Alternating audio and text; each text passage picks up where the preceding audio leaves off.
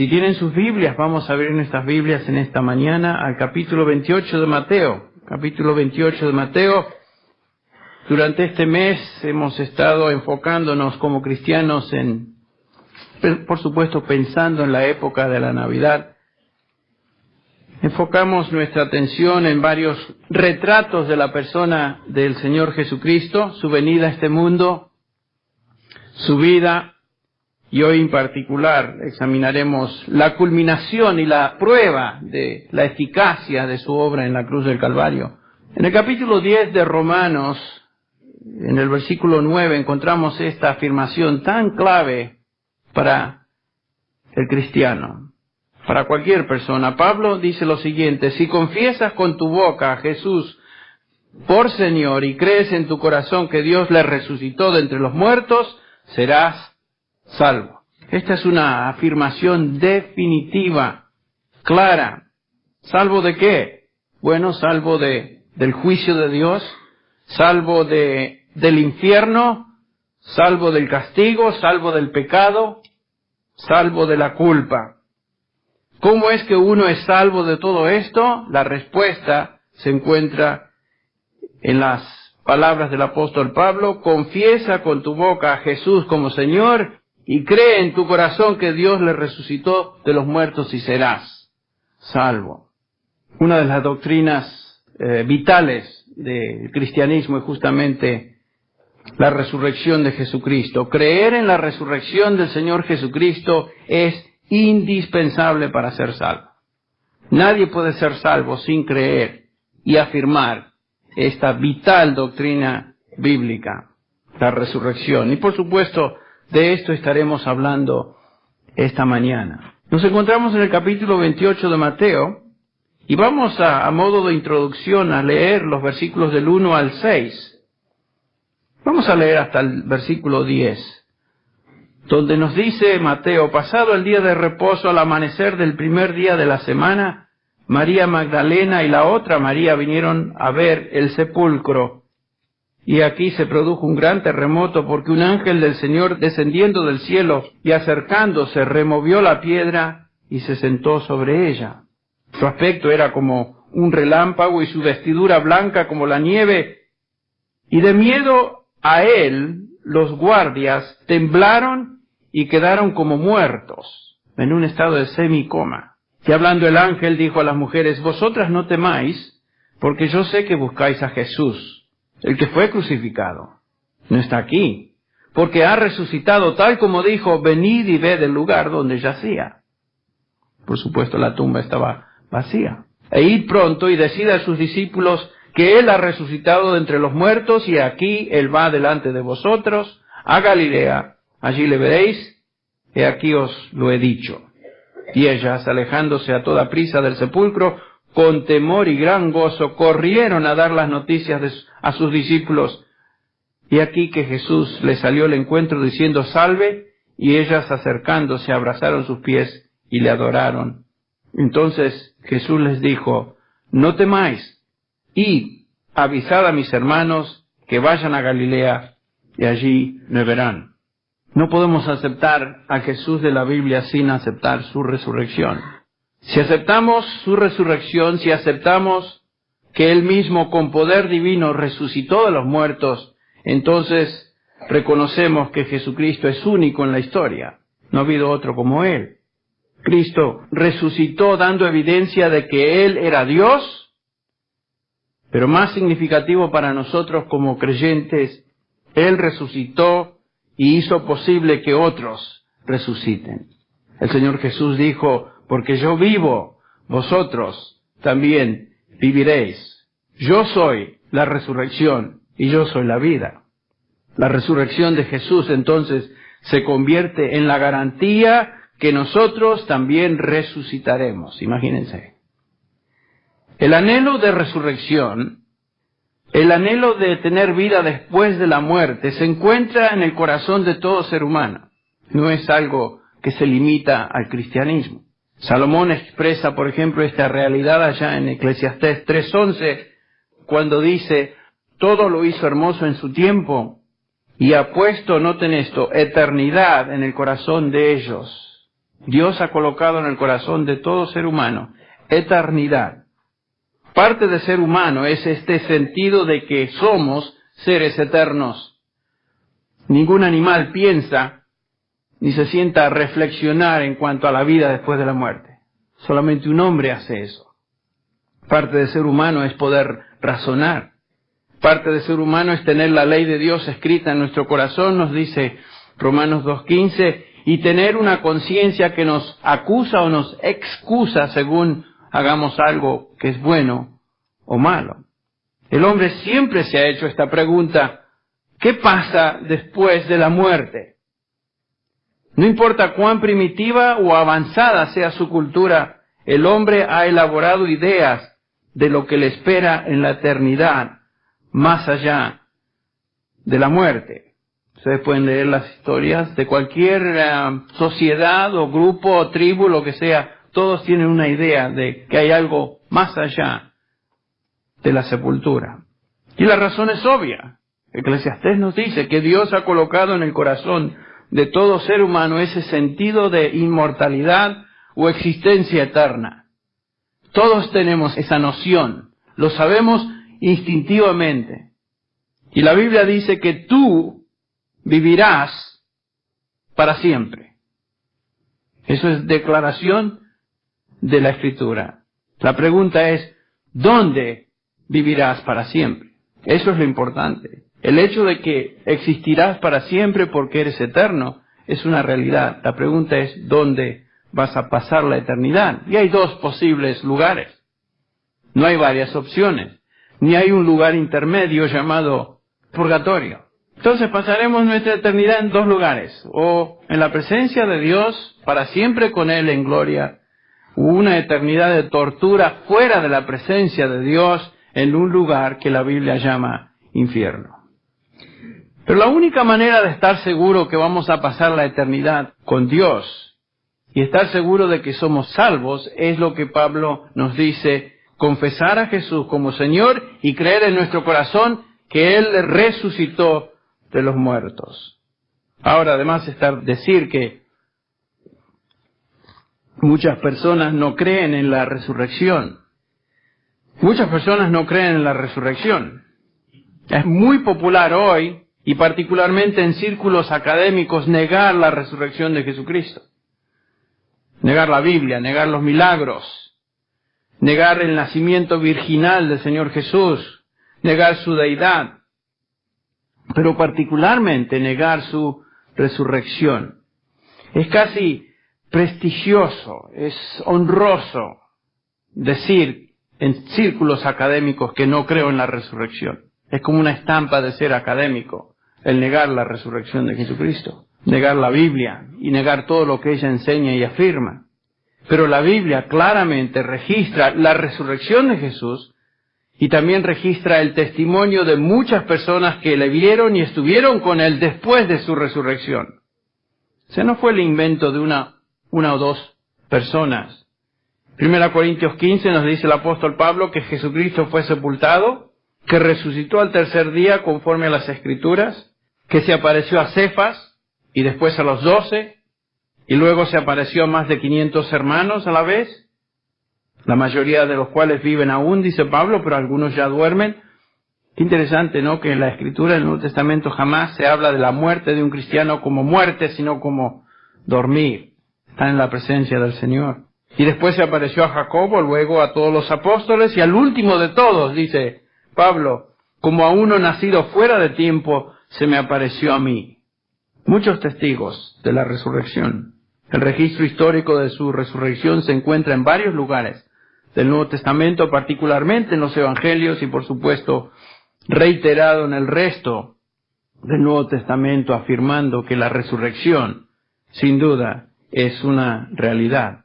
Entonces, aquellos que la niegan, ¿qué explicaciones dan en cuanto a lo que sucedió después de la muerte, después de la sepultura? ¿Cómo explican ellos los hechos después de la muerte de Jesús? Hay muchas teorías, no podemos mencionarlas a todas, simplemente repasar algunas de ellas para que nosotros veamos hasta qué punto, hasta qué extremo la gente trata de inventar razones con tal de negar la resurrección de Jesucristo. El punto es negar su resurrección. Por ejemplo, está la teoría del desmayo. ¿Qué es eso? Bueno, esta teoría dice que Jesús nunca murió, sino que entró en un estado de semicoma en la cruz y todos le dieron por muerto. Por supuesto, entonces lo colocaron en la tumba, ya que un cuerpo en esa época típicamente se envolvía con paños cubiertos de especias. El aroma de las especias y el frío de la tumba hizo que Jesús reviviera. Esa es la explicación. Que se levantara, por supuesto, que quitara la piedra y que se presentara más tarde delante de sus discípulos. Y, por supuesto, ellos entonces pensaron que había resucitado. Qué teoría absurda, ¿no es cierto? Ya que implica que Cristo pudo superar todas las heridas que tuvo, todos los azotes que recibió antes de llegar a la cruz, superó sus heridas y el desangre normal que causó justamente el ser clavado de manos y pies sobre ese madero. Y entonces simplemente estaba desmayado. Y después de todo ese desangre, todo lo que pasó, tuvo la fuerza suficiente para quitar la piedra, etc. Entonces ellos dicen que Jesús simplemente estaba desmayado. Interesante. Pero seguimos, hay otra. Algunos dicen que Cristo no fue enterrado.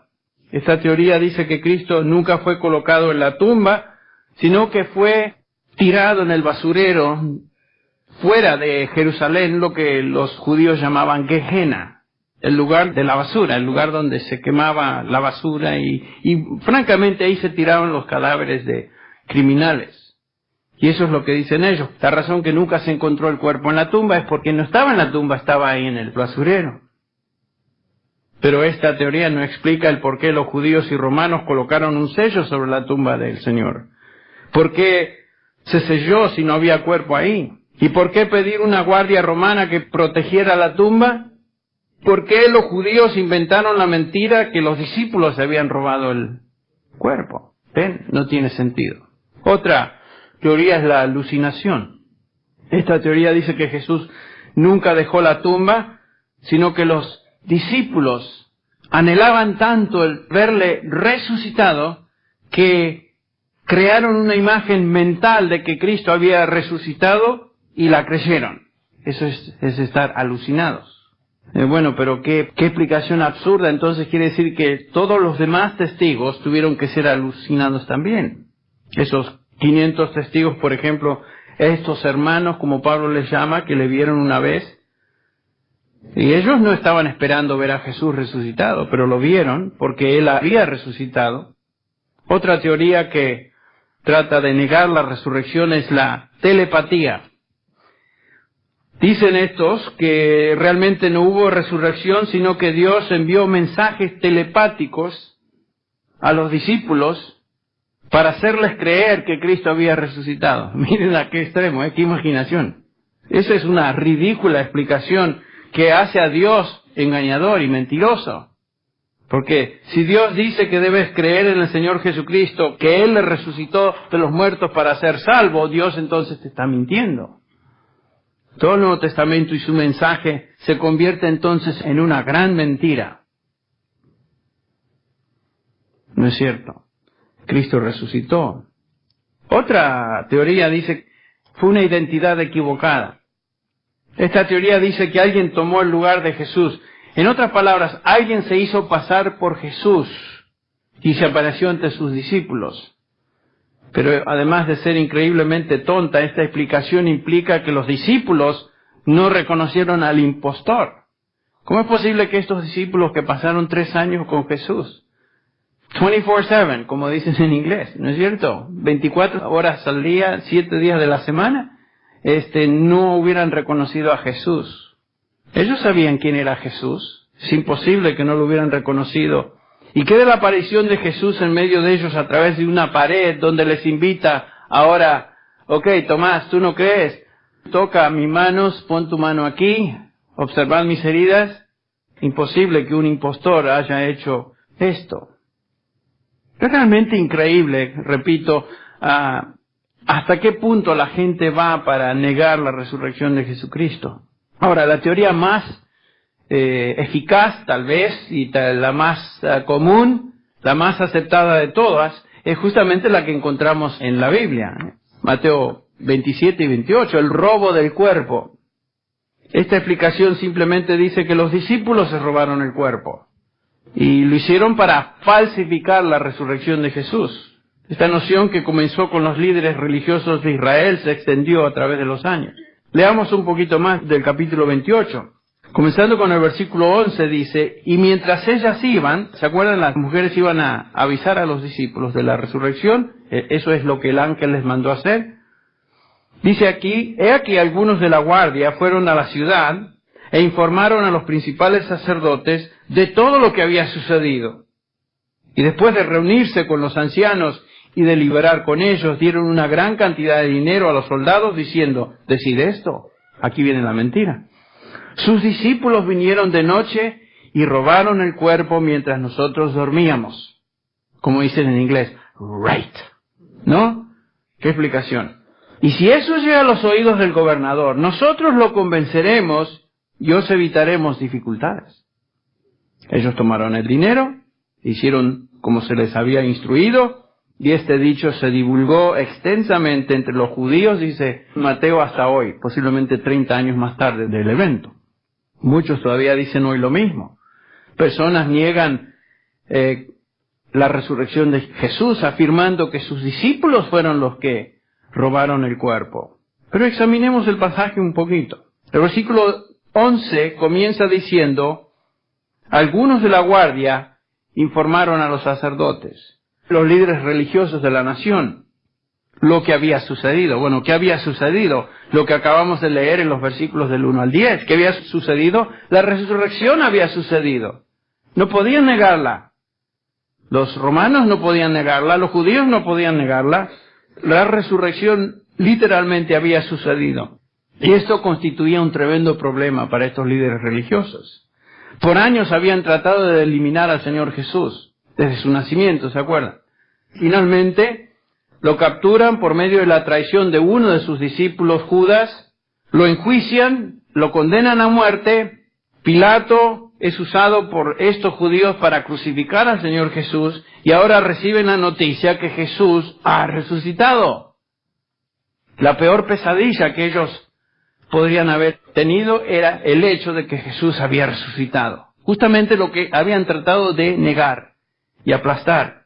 Y ahora, en lugar de aceptar el hecho y postrarse ante esa realidad, que Jesús era quien realmente dijo que era, inventan una mentira y sobornan, dan una buena mordida a los soldados para que ellos cuenten la historieta a otros. Pero veamos los primeros versículos del capítulo, ya los leímos. Dice que María Magdalena y la otra María vinieron del primer día de la semana. ¿Qué día es ese? El domingo, el día de resurrección. Vienen al sepulcro, se produce un gran terremoto. Aquí el ángel del Señor desciende del cielo, se acerca, remueve la piedra, se sienta sobre ella. Y noten el aspecto de este ángel. Su aspecto era como un relámpago, su vestidura blanca como la nieve. Y el miedo de los guardias se traduce en que quedaron como muertos. Esta fue una experiencia absolutamente traumática para estos hombres. Y estos no eran soldaditos. Estos eran personas rudas, personas acostumbradas a la batalla. Estos eran soldados romanos. Y no solamente soldados romanos, esta era una guardia especial romana. Pero dice que quedaron como muertos al ver el ángel, la piedra removida, la luz incandescente. No había ninguna duda que Dios estaba interviniendo. No había duda. Y hablando el ángel dijo a las mujeres: vosotras no temáis, porque yo sé que buscáis a Jesús, que fue crucificado, pero Él no está aquí. ¿Por qué? Porque ha resucitado. Nadie se robó a nadie. Cristo ha resucitado. Es la única explicación. Id pronto entonces y avisad a sus discípulos. Las pobres salen corriendo, dice acá, con una mixtura de sentimientos, dice, con temor y gran gozo. Me imagino que ante estas evidencias y este increíble despliegue del poder de Dios, la aparición del ángel, la luz, ¿yo hubiera tenido temor? ¿No hubieran tenido temor ustedes? Por supuesto. Pero felicidad también, sabiendo que el Señor había resucitado. El ángel nos acaba de decir eso. Y el pasaje continúa diciendo, he aquí que Jesús les salió al encuentro. Iban corriendo y les dice, salve. Y ellas acercándose abrazaron sus pies, le adoraron. Entonces Jesús les dijo, no temáis, id, avisad a mis hermanos que vayan a Galilea y allí me verán. Ahora, estas mujeres iban en camino a avisar a los discípulos. Y el versículo 11 nos dice que mientras ellas iban en camino, algunos de la guardia, no todos, algunos de la guardia vienen a la ciudad e informan lo sucedido a los principales sacerdotes, a los líderes religiosos de la nación. ¿Qué pasó con los demás? Bueno, los demás todavía estaban en el sepulcro, todavía atontados posiblemente de todo lo que habían observado y experimentado. Y otros fueron a Jerusalén y avisan lo sucedido a los principales sacerdotes. Era importantísimo que estos soldados avisaran lo acontecido a los líderes religiosos. ¿Por qué? Bueno, vayan al capítulo 27, comenzando con el versículo 62. Noten lo que se trama aquí. Este es al día siguiente que Jesús había sido sepultado. Y al día siguiente, que es el día después de la preparación, se reunieron ante Pilato los principales sacerdotes y los fariseos. Y dijeron, Señor, a Pilato, nos acordamos que cuando aquel engañador, miren cómo se refieren a Jesús, el engañador, aquel que era la verdad y la vida, a él le llaman engañador. Cuando el engañador aún vivía, dijo, después de 3 días resucitaré. Por eso ordena que el sepulcro quede asegurado hasta el 3er día, no sea que vengan sus discípulos, se lo roben y después digan al pueblo, ha resucitado entre los muertos, y el último engaño será peor que el primero. Sin duda exasperado ya, Pilato les dice, tomen una guardia, llévense la guardia y manda la guardia a asegurarla como vosotros sabéis. Y fueron y aseguraron el sepulcro y además de poner la guardia, sellaron la piedra. Esta guardia romana fue dada por el mismo Pilato, quien era el gobernador y por supuesto el comandante en jefe de las tropas romanas en esa región.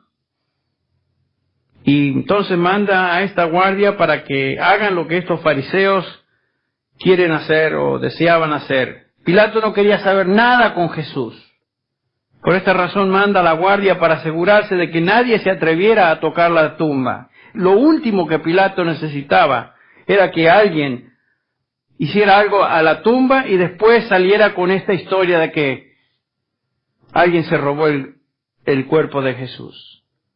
Entonces él se aseguró que eso no va a suceder enviando a esta guardia romana. Pero los guardias romanos vienen en el versículo 11 y reportan lo acontecido, detalle tras detalle. Le dicen todo esto a los líderes religiosos. Y es interesante notar que estos líderes judíos son los primeros entonces en recibir las noticias de la resurrección. Porque, como ya vemos, las mujeres iban en camino a avisarle a los discípulos. El Señor había dicho, destruid este templo, ¿se acuerdan? Hablando de su cuerpo, y en 3 días lo levantaré. Sus peores temores se habían convertido en realidad. Cristo hizo justamente lo que dijo que iba a hacer. Un comentario interesante en cuanto a esta actitud de los líderes religiosos lo encontramos en Hechos 4, después de la resurrección, Hechos 4, 1, estos líderes religiosos hablan ahora a los discípulos. Hablando ellos al pueblo, vinieron sobre ellos los sacerdotes con el jefe de la guardia del templo y los saduceos, resentidos de que enseñasen al pueblo y anunciasen en Jesús la resurrección de entre los muertos. Y les echaron mano y los pusieron en la cárcel, todavía tratando de negar la resurrección. Fíjense el versículo 5. Y sucedió que al día siguiente se reunieron en Jerusalén sus gobernantes, ancianos, escribas, esta camada de líderes, fíjese, Anás, Caifás y todos aquellos que eran sumos sacerdotes. El versículo 8, Pedro, lleno del Espíritu Santo, les dice a los gobernantes y ancianos del pueblo, si se nos está interrogando hoy por causa del beneficio hecho a este hombre enfermo, ¿se acuérdense? Ellos habían curado a un hombre en el nombre de Jesús. De manera que éste ha sido sanado, sabed todos vosotros y todo el pueblo de Israel, que en el nombre de Jesucristo, a quien vosotros crucificasteis, y a quien Dios resucitó de entre los muertos, por él este hombre se halla aquí sano delante de vosotros. Bajen al versículo 16. Entonces cavilaban estos y se decían el uno al otro, ¿qué haremos con estos hombres? Los líderes religiosos decían, porque el hecho, noten esto, el hecho de que un milagro notable ha sido realizado por medio de ellos es evidente a todos los que viven en Jerusalén y no podemos negarlo. Los judíos nunca pudieron negar la resurrección ni pudieron negar los hechos después de la resurrección. Jamás lo pudieron hacer. Mas a fin de que no se divulgue más entre el pueblo, amenacémosles para que no hablen más a hombre alguno en este nombre, el nombre de Jesús. No podían negar nada de lo que había sucedido. Lo único que podían hacer es negar, tapar, ahogar las noticias de la resurrección del Señor Jesús. Ahora, de regreso a Mateo 28, versículo 12. Nos dice acá el versículo 12 que después de reunirse con los ancianos y deliberar, esta es una referencia a una reunión especial del Consejo de Ancianos de Israel, el Sanedrín, los 70 hombres encargados del liderazgo de todo el aspecto religioso de la nación. Es como si el Senado se hubiera reunido para una sesión de emergencia, es lo que aquí sucede. Se reúnen para algo de emergencia, para tomar una resolución. Tenían un problema en sus manos. ¿Qué iban a hacer con estos hechos reportados de la resurrección? Y la resolución a la cual llegan es mentir y sobornar a los soldados. Mentir y sobornar. Qué cuerpo de personas simpáticas y honestas, ¿verdad? Líderes religiosos, los hipócritas, aquellos que se decían representar a Dios. Y le dieron, dice a los soldados, una gran cantidad de dinero, diciendo, decide esto, sus discípulos vinieron de noche y robaron el cuerpo mientras nosotros dormíamos. Sin lugar a dudas, el Sanedrín tuvo que recoger mucho dinero. Mucho dinero. ¿Se acuerdan cuántas piezas de plata tuvieron que pagarle a Judas para que él los guiara a donde estaba Jesús? 30 piezas de plata. Eso era un dineral. Y eso era una persona. Acá tenemos una guardia romana y cada uno de ellos tuvo que recibir quién sabe cuánto dinero. La palabra que aquí se traduce dinero es arguria en griego, que es plata. Imagínense la cantidad de arguria, de plata que tuvieron que recoger para sobornar a estos tipos. Entonces no se iban a ir simplemente con un par de chirolitas en el bolsillo. Necesitaban dinero. Y vamos a ver por qué. El argumento mentira era desde el comienzo ridículo. Porque no te digan que los discípulos se robaron el cuerpo cuando ustedes dormían. Pregunta, ¿cómo supieron ellos que los discípulos se robaron el cuerpo si estaban durmiendo? ¿Ven lo estúpido del razonamiento o el argumento? Pero esta era la única explicación que tenía sentido. Se robaron el cuerpo. Y de esta manera entonces los soldados ahora se convierten en los primeros predicadores de un evangelio anti-resurrección. Estos soldados. A ellos les importaba un comino realmente. ¿Qué les importaba? Si ellos tenían dinero y le pagaban bien, es todo lo que les importaba. Pero ellos bien sabían que la realidad era otra. Los judíos sabían que la realidad era otra. Ellos no estaban durmiendo. Entre paréntesis, ¿piensan ustedes que una guardia romana se iba a dormir? No. En primer lugar, que tenían, cada 3 horas cambiaban la guardia. Algunos dormían y otros estaban de guardia. Siempre como centinelas dispuestos a tomar acción si la acción era necesaria. Además de eso, la ley militar romana castigaba a todo soldado que permitiera que uno de sus prisioneros se escapara. ¿Y cómo lo castigaban? Algo leve, simplemente los mataban. Esa era la pena. Su mentira era muy, muy arriesgada. Por eso es que el versículo 14 dicen los líderes religiosos, no se preocupen ustedes. Yo sé que sabemos que posiblemente están arriesgando sus vidas, pero no se preocupen. Si esto llega a oídos del gobernador, nosotros los convenceremos y os evitaremos dificultades. Vayan, digan esa mentira y ni se preocupen. Así que estos guardias toman el dinero y se encargan ahora entonces sí de diseminar esa falsedad. En el versículo 15 dice, ellos tomaron el dinero, hicieron como se les había instruido, y este dicho de que los discípulos robaron el cuerpo se divulgó extensamente entre los judíos hasta hoy, 30 años más tarde. Esa mentira fue eficaz. La gente la creyó por años, y saben que esta teoría continúa siendo eficaz y común entre las personas que quieren negar la resurrección de Cristo.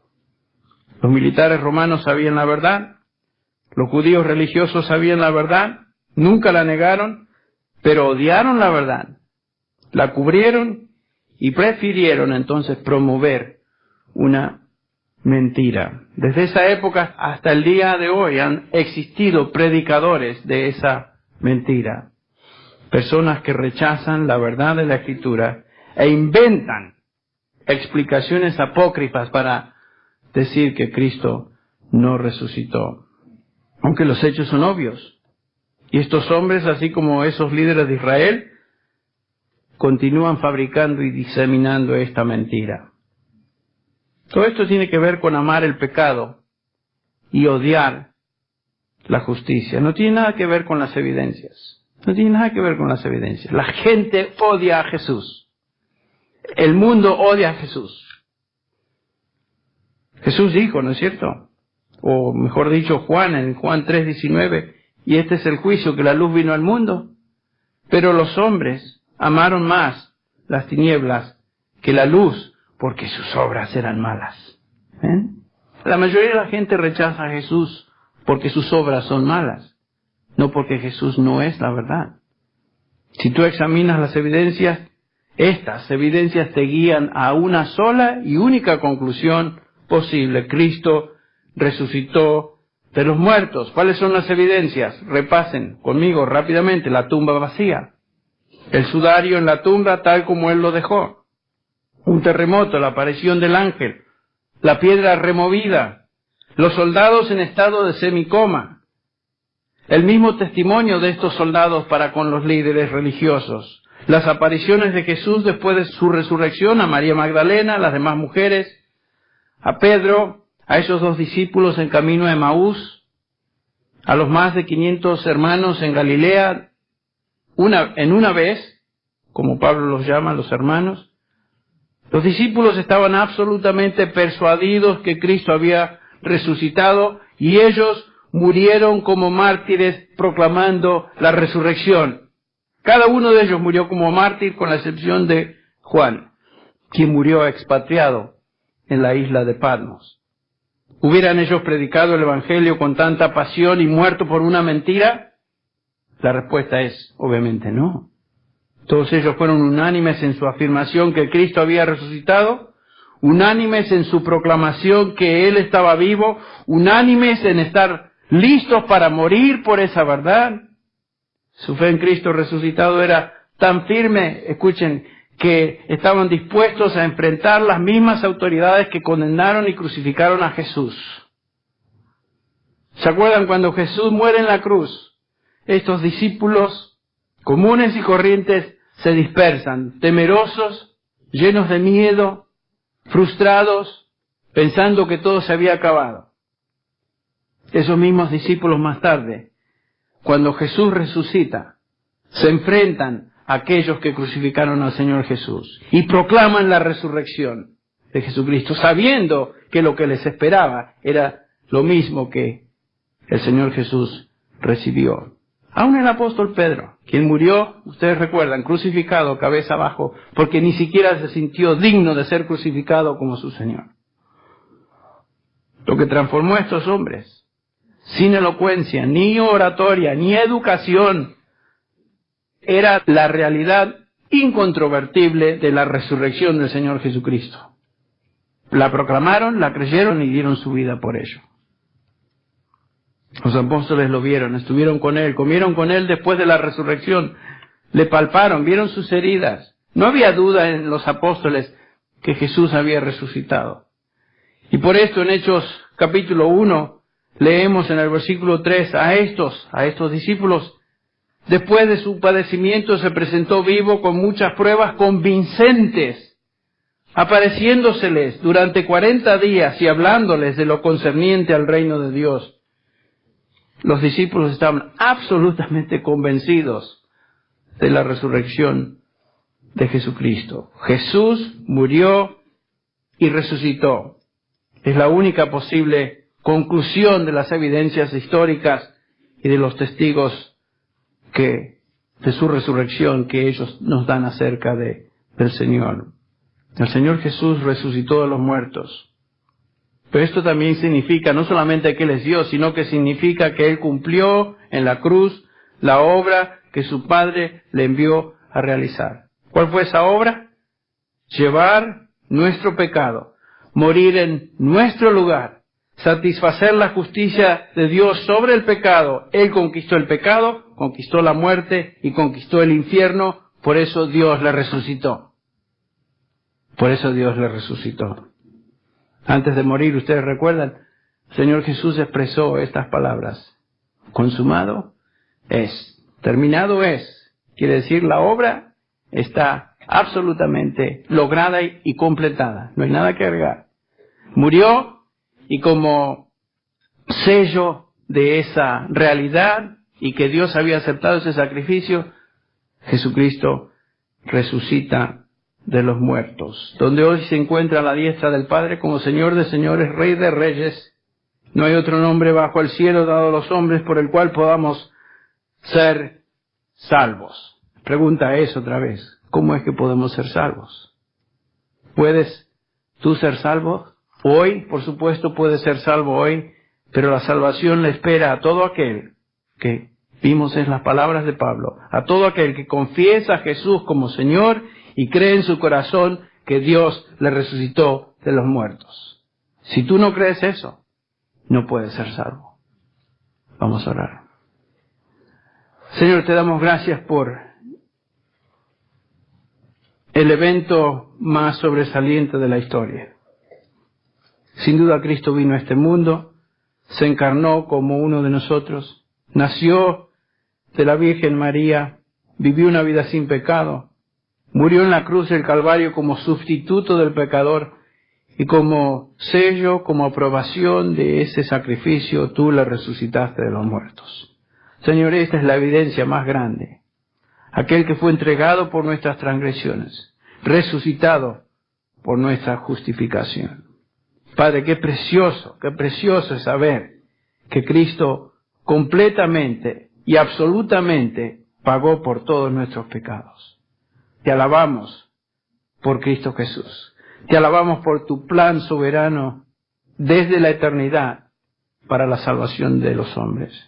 Estamos celebrando en una forma especial que Cristo resucitó de los muertos. Gracias te damos, Señor, por esta obvia realidad, observada, testificada por los discípulos, cientos de hermanos en ese primer siglo, y también comprobada a través de los siglos por aquellos que tú has transformado por fe en tu obra. Te damos gracias, Señor, porque creemos, como hijos tuyos, que tú moriste, que tú resucitaste de los muertos, y confesamos a Jesús con nuestras bocas. Señor, gracias te damos por aquello que en medio nuestro has salvado. Y Señor, si hay una persona que aún no te conoce, que este día de Navidad sea el día en que Cristo nace en el corazón de una persona que se abre y se somete a ti. Pedimos esto por Cristo Jesús. Amén.